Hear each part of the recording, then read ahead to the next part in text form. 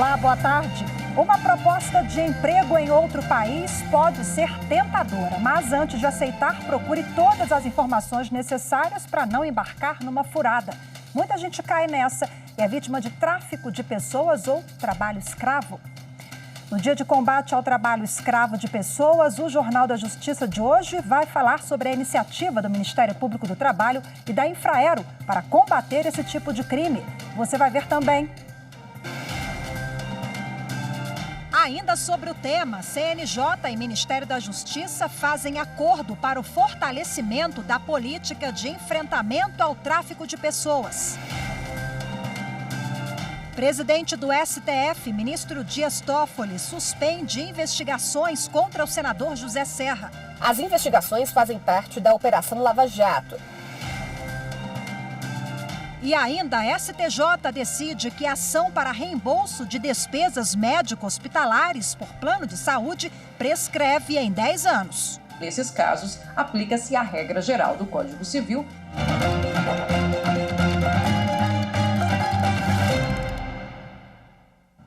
Com a autorização da Justiça, a Polícia Federal realizou a terceira fase da Operação Marrakech para desarticular uma organização criminosa voltada para o tráfico internacional de animais silvestres, exóticos e em extinção lá no Amapá. Desde cedo, cerca de 40 policiais federais cumprem 5 mandados de prisão em 3 estados e 10 mandados de busca e apreensão em 7 estados. Entre os animais localizados, diversas cobras. Um dos alvos da operação, ele foi preso ontem em flagrante pela Polícia Ambiental no estado de São Paulo. Na residência dele foram apreendidos cobras, tartarugas, lagartos, aranhas, lacraias e escorpiões. O presidente do Supremo Tribunal Federal, ministro Dias Toffoli, suspendeu investigações criminais contra o senador José Serra. Segundo o ministro, a busca e apreensão autorizada por juízes de primeira instância atingiram documentos ligados ao atual mandato de Serra. Por causa do foro privilegiado do senador, a ação deveria ter sido autorizada pelo STF. As investigações fazem parte da Operação Lava Jato. Os mandados de busca e apreensão autorizados pela primeira instância do Poder Judiciário foram cumpridos pela Polícia Federal em inquéritos sobre suposto Caixa 2 na campanha eleitoral de 2014 e irregularidades nas obras do Rodoanel, quando José Serra era governador de São Paulo. O pedido de suspensão das apurações foi feito pela defesa do senador. Segundo os advogados, por causa do atual foro privilegiado, ele só pode ser processado pelo Supremo Tribunal Federal. O ministro Dias Toffoli, presidente do STF, acolheu o pedido, porque entendeu que os materiais apreendidos fazem parte dos trabalhos de José Serra no Congresso Nacional. Portanto, a apreensão invade competência do Supremo. Toffoli determinou ainda que todo o conteúdo apreendido nas ações policiais seja lacrado e protegido de vazamento. O ministro Marco Aurélio, do Supremo Tribunal Federal, manteve a validade da operação que resultou em busca e apreensão no gabinete do deputado federal Paulo Pereira da Silva, o Paulinho da Força do Solidariedade. A mesa diretora da Câmara dos Deputados havia pedido para anular a operação policial. O pedido encaminhado ao Supremo Tribunal Federal e negado pelo ministro Marco Aurélio, a Câmara dos Deputados afirmava que, pelo fato da investigação envolver parlamentar e o cumprimento de mandados judiciais terem ocorrido no gabinete e na casa de Paulo Pereira da Silva do Solidariedade, o STF seria o responsável por conduzir as investigações. Mas o relator do processo destacou que o local onde os mandados vão ser cumpridos não define competência, e sim quem está sendo investigado. Marco Aurélio afirmou ainda que o foro por prerrogativa de função no Supremo só é válido para atos cometidos no exercício do mandato, o que não era o caso. A operação apura o recebimento de R$ 1.700.000 pelo deputado para as campanhas políticas de 2010 e 2012, não declarados à Justiça Eleitoral. Paulo Pereira da Silva foi alvo da operação no dia 14 de julho. Ele é investigado por supostos crimes de lavagem de dinheiro e falsidade ideológica eleitoral. O presidente do Supremo Tribunal Federal, ministro Dias Toffoli, determinou que a prisão preventiva imposta a um homem condenado por furtar 2 frascos de shampoo seja substituída por outras medidas cautelares. Quem explica para a gente a decisão é a nossa consultora jurídica da TV Justiça, Gisele Reis. Esse caso aconteceu no interior de São Paulo. O homem foi condenado a mais de 3 anos de reclusão por ter subtraído de um supermercado 2 frascos de shampoo no valor total de R$20. Essa não foi a primeira vez que ele cometeu esse tipo de crime e foi exatamente por ter praticado vários outros furtos que os pedidos de liberdade foram negados no Tribunal de Justiça de São Paulo e também no Superior Tribunal de Justiça. No Supremo Tribunal Federal, a defesa do condenado informou que a condenação ainda está sendo discutida e que a manutenção da prisão e a proibição do direito do réu de recorrer em liberdade o expõe à contaminação pelo coronavírus. O ministro Dias Toffoli esclareceu que a reiterada prática de crimes é sim o motivo que justifica a manutenção da prisão preventiva. Mas, em razão do momento atual em que o país enfrenta a pandemia do coronavírus, considerou que o encarceramento não é a melhor solução para a hipótese de um furto de 2 shampoos praticado sem qualquer tipo de violência. Baseado nessas razões, o ministro determinou que a prisão do réu seja substituída por medidas cautelares, o que significa dizer que ele poderá aguardar em liberdade até que o processo tenha uma decisão definitiva. Entre os fundamentos utilizados pelo ministro para poder decidir está a recomendação número 62 de 2020 do Conselho Nacional de Justiça, que orienta os juízes a decretarem prisão preventiva apenas em caso de máxima excepcionalidade. E quais são as medidas cautelares que podem ser aplicadas neste caso? A lei estabelece que o juiz poderá impor, dentre outras medidas, o monitoramento eletrônico, o comparecimento periódico do réu para informar e justificar suas atividades, ou até mesmo o recolhimento domiciliar no período noturno e nos dias de folga, quando ele tiver residência e também trabalhos fixos. 15 diamantes e 5 pequenas barras de ouro de 24 quilates, que pertenciam ao ex-governador do estado do Rio de Janeiro, Sérgio Cabral, foram leiloados, segundo a empresa De Paula Leiloeiros. O valor arrecadado chegou a mais de 4 milhões de reais. O pregão foi autorizado pela Secretaria Nacional de Políticas sobre Drogas do Ministério da Justiça e Segurança Pública. E 40% desse valor arrecadado com os lotes, eles serão destinados para estruturar e equipar as forças policiais responsáveis pela apreensão das joias. O restante vai para o Fundo Nacional Antidrogas, que dispõe hoje de 92 milhões de reais para financiar projetos e ações de prevenção e combate ao tráfico de ilícitos. Você vai ver no próximo bloco, no dia de enfrentamento ao tráfico de drogas. Vamos falar sobre as iniciativas para combater esse tipo de crime? Não saia daí, é já já.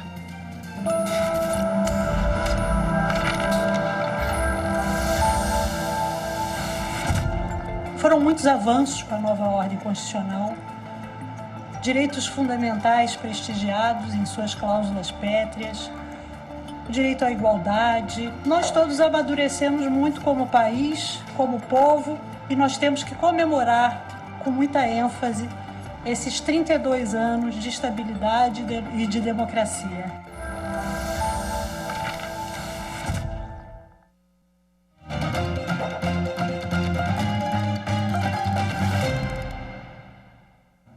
O Conselho Nacional de Justiça e o Ministério da Justiça e Segurança Pública formalizam um acordo de cooperação técnica para o estabelecimento de ações de fortalecimento da política nacional de enfrentamento ao tráfico de pessoas.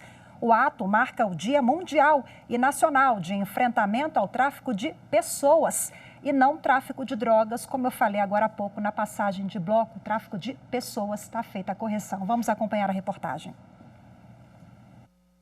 O tráfico de pessoas envolve mais de 2 milhões de pessoas no mundo, segundo a ONU. O acordo vai viabilizar a troca de dados, informações e experiências entre os dois órgãos e busca dar efetividade à política nacional instituída pelo governo federal. Quando nós comemoramos uma data, como a de hoje, tem um toque, sem dúvida, de celebração. Mas uma data como a de hoje tem muito mais um papel de reflexão para a prática.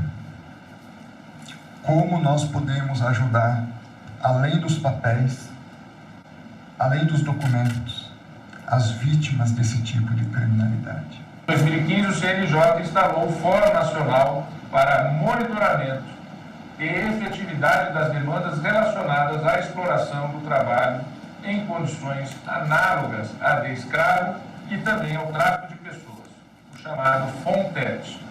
Em linhas gerais, o FONTET, juntamente com o seu Comitê Nacional Judicial, ao alcançar magistrados de todas as jurisdições, de todos os ramos de justiça e regiões do país, propicia aos membros do Poder Judiciário um espaço de interlocução permanente, de troca de experiências, de concepção de novos instrumentos e de replicação das boas práticas. Também é escopo do FONTET promover o levantamento de dados estatísticos, dados relativos, por exemplo, ao número, à tramitação, às sanções impostas e a outros dados relevantes sobre, por exemplo, inquéritos e ações judiciais sobre o tema. O presidente do Conselho Nacional de Justiça ainda disse que essa cooperação vem em bom momento por causa da pandemia do novo coronavírus, que contribuiu para o aumento de casos de tráfico de pessoas. Sou convicto que este acordo ampliará a possibilidade de colaboração do Poder Judiciário no combate ao tráfico de pessoas, potencializando o enfrentamento dessa terrível prática por meio de ações cada vez mais coordenadas e eficazes. Quanto mais os órgãos do sistema de justiça e de segurança pública estiverem alinhados e comprometidos no combate ao tráfico de pessoas e ao trabalho em condições análogas à de escravo, tanto mais teremos condições de eliminar essas cruéis práticas, resguardando e restabelecendo assim a dignidade de inúmeros seres humanos. E ainda falando sobre o Dia Mundial de Enfrentamento ao Tráfico de Pessoas, o Ministério Público do Trabalho e a Infraero assinaram um acordo de cooperação técnica com o objetivo de realizar ações de prevenção ao tráfico de pessoas e ao trabalho escravo. Entre as primeiras ações, que também integram a campanha Coração Azul, lançada nas redes do MPT e de parceiros, uma série de animações que alertam: desconfie de propostas encantadoras e busque informações antes de embarcar nessa.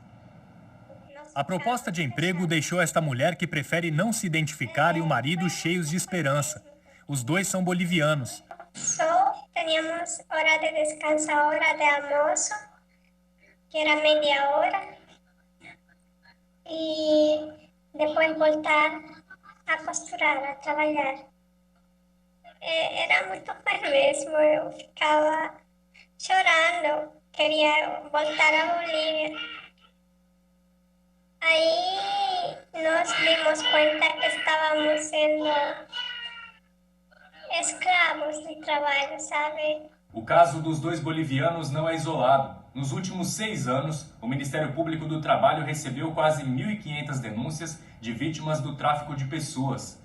Em geral, elas são atraídas por propostas de emprego, mas acabam virando escravas. De acordo com o Ministério da Justiça, entre 2018 e 2019, 184 brasileiros foram vítimas do tráfico de pessoas, uma prática incluída no Código Penal brasileiro em 2016. Para combater o crime, o Ministério Público do Trabalho está com uma campanha de alerta sobre as formas como o aliciamento acontece, como buscar ajuda e fazer a denúncia.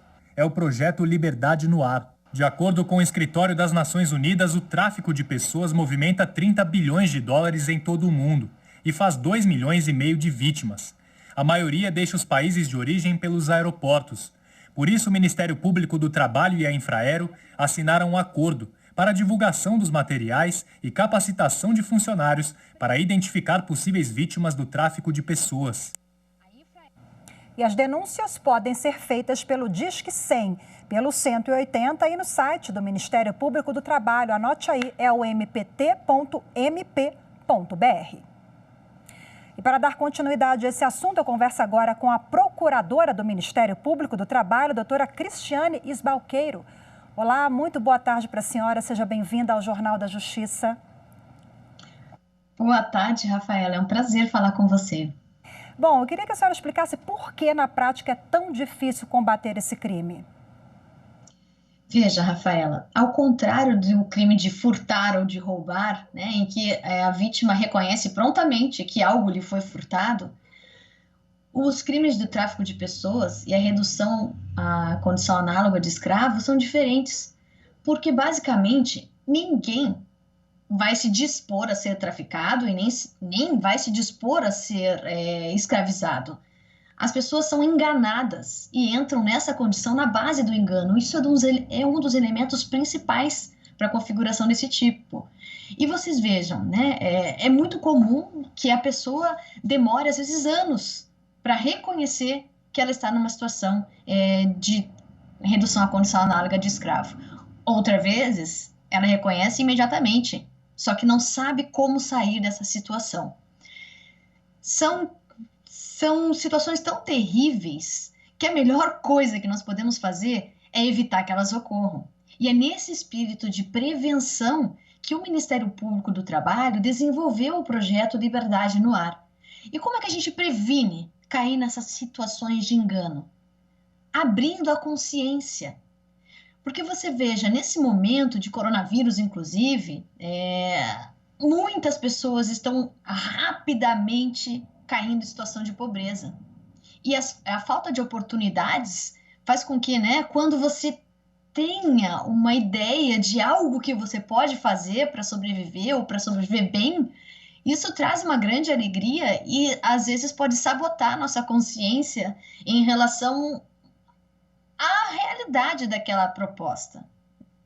E, por isso, o projeto Liberdade no Ar visa conscientizar as pessoas por meio desse material informativo pelo qual os aeroportos cedidos à Infraero agora, neste momento, vão replicar, mas mais do que isso, não basta um material informativo, a gente quer também que as pessoas que trabalham nos aeroportos, as pessoas que trabalham nas rodoviárias, saibam identificar situações suspeitas e, além disso, saibam o que fazer quando identificam essas situações suspeitas, para que a pessoa não passe por ali e não seja traficada sem que a pessoa que viu essa suspeita saiba o que pode fazer para evitar. E essa campanha, ela aponta, por exemplo, quais as situações suspeitas? Olha, existem várias situações suspeitas, mas, por exemplo, até pouco tempo atrás, a gente não pensava que atletas podem ser objeto de tráfico. E, infelizmente, nos últimos 10 anos, aumentou muito essa situação. Pessoas viajando sob a promessa de que vão jogar em algum clube de futebol ou de que vão fazer treinamentos destinados a uma futura profissionalização, muitas vezes estão, sim, sendo vítimas de tráfico de pessoas. Então, se você, né, que vê essa situação de uma pessoa destoando ou levando vários atletas para fazer uma viagem, é importante perguntar. Esses atletas menores de idade, muitas vezes, às vezes até maiores de idade, mas eles vão com essa expectativa de treinar em algum clube e a primeira coisa que a gente deve se perguntar é: esse clube está sabendo que vai receber um quantitativo de pessoas com esse objetivo de treinar no clube? Essa é uma, né, das situações de tráfico de pessoas que chama a atenção do Ministério Público do Trabalho. Mas também nós temos o trabalho das modelos, ou até mesmo o trabalho de dançarinas sensuais, que às vezes são traficadas, e de dançarina sensual é apenas o nome. O que a gente pode verificar na maioria dos casos é a infeliz situação de exploração sexual, né, que acontece na base do engano. Porque ninguém aceita uma proposta de trabalho sabendo que será escravizado, né? Isso acontece, isso se revela no percurso que a pessoa acaba entrando, né?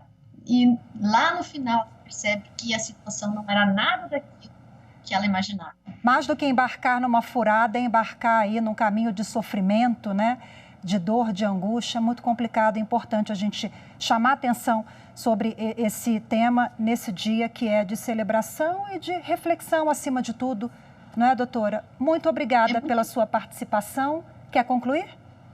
É muito importante que a gente se sensibilize com relação a isso, porque primeiro, é possível impedir. Segundo, se não for possível impedir, as pessoas que estiverem atentas podem ajudar as pessoas em situação de vulnerabilidade, indicando para elas caminhos. Existem vários caminhos para sair da situação de tráfico de pessoas e de trabalho escravo. Agora, se a pessoa que está nessa situação sentir que tem alguém apoiando ela, né, e que sabe por onde sair dessa situação, com certeza, né, o sofrimento vai ser abreviado. E a gente quer abreviar o sofrimento também, a gente quer evitar que ele aconteça e, se não der, que seja possível abreviar. Por isso a campanha de Verdade do Ministério Público do Trabalho está aí. Muito obrigada mais uma vez, doutora Cristiane. Um abraço para a senhora, tudo de bom.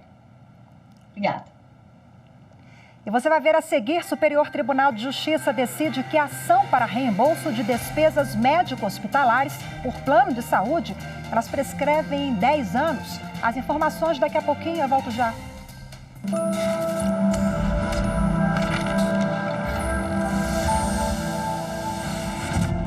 Essa que é considerada a Constituição Cidadã é uma das mais avançadas em todo o mundo.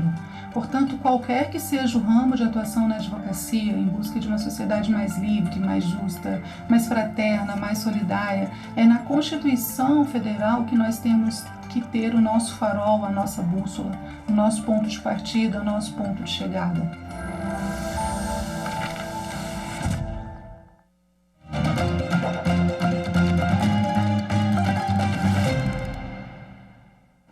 Tribunal Regional Federal da Primeira Região retoma a execução fiscal iniciada pelo IBAMA e que tinha sido extinta sob a alegação de que o Instituto não se manifestou no prazo legal. Execução fiscal. De nome parece complicado, mas dá para explicar de uma forma simples. Basicamente, é a ação que o poder público inicia na Justiça para cobrar dívidas de empresas e pessoas físicas. É como explica esse advogado. A execução fiscal é um procedimento judicial onde a Fazenda Nacional busca o recebimento de créditos, sejam de devedores pessoa jurídica ou pessoa física. Somente o governo tem legitimidade para promover uma execução fiscal, considerando que é responsável pelo recebimento dos tributos. E como em qualquer outro processo judicial, existem documentos que devem ser apresentados e prazos a serem respeitados por ambas as partes. E quando os trâmites não são seguidos, uma série de medidas podem ser adotadas. Uma delas é a extinção do processo por abandono de causa, quando o interessado na cobrança não se manifesta na ação. Foi o que aconteceu em uma execução fiscal ajuizada pelo IBAMA. O Instituto não apresentou a argumentação no tempo determinado por lei e, seguindo o Código de Processo Civil, a Justiça extinguiu o processo sem resolução do mérito. Neste caso, o IBAMA entrou com recurso e o caso veio parar no Tribunal Regional Federal da Primeira Região. O argumento foi de que o Instituto não foi notificado pela Justiça para se manifestar no processo. O desembargador federal Marcos Augusto de Souza verificou que os documentos apresentados demonstram que o IBAMA não foi notificado pessoalmente no prazo de 48 horas para dar seguimento ao processo. Com isso, considerou indevida a extinção da ação por abandono de causa. A 8ª turma do TRF1 seguiu esse entendimento e anulou a sentença, determinando que a ação de execução fiscal fosse retomada. O Superior Tribunal de Justiça decidiu que a ação para reembolso de despesas médico-hospitalares por plano de saúde prescreve em 10 anos. No julgamento, a segunda sessão confirmou o acórdão do Tribunal de Justiça de São Paulo que obrigou uma seguradora a cobrir os gastos de uma segurada com tratamento de doença oftalmológica, incluindo materiais e medicamentos. No recurso especial apresentado ao STJ, a operadora alegou que, por se tratar de seguro-saúde, o prazo de prescrição seria de 1 ano, como previsto no Código Civil. O relator, ministro Luiz Felipe Salomão, explicou que existe uma divergência entre as duas turmas de direito privado do STJ sobre a incidência de prazo de 10 ou de 3 anos para a reparação de danos causados pelo descumprimento do contrato de plano de saúde. De acordo com o ministro, nesses casos, aplica-se a regra geral do Código Civil, que prevê 10 anos de prazo prescricional. Por isso, o recurso da seguradora foi negado. Todos os ministros da segunda sessão acompanharam o voto do relator, que unificou o entendimento das turmas sobre o assunto. E hoje tem mais um webinário sobre inclusão e acessibilidade. Quem tem os detalhes é a repórter Daniela Ramalho. Vai ser hoje às 5 da tarde. A série sobre inclusão e acessibilidade vai debater a promoção de acessibilidade nas cidades. Vão participar do evento a secretária distrital da Pessoa com Deficiência, Rosiane Cavalcante de Freitas, o secretário municipal da Pessoa com Deficiência de São Paulo, Cid Torquato, e o procurador do Ministério Público junto ao TCU, Sérgio Caribé. A série Webinário sobre Inclusão é promovida pela Rede de Acessibilidade e tem o apoio do Tribunal de Contas, dos Tribunais Superiores e da Secretaria de Modernização, Gestão Estratégica e Socioambiental do Tribunal Superior Eleitoral. E você pode se inscrever pelo portal do Tribunal de Contas da União e participar da live pelo canal do TCU no YouTube.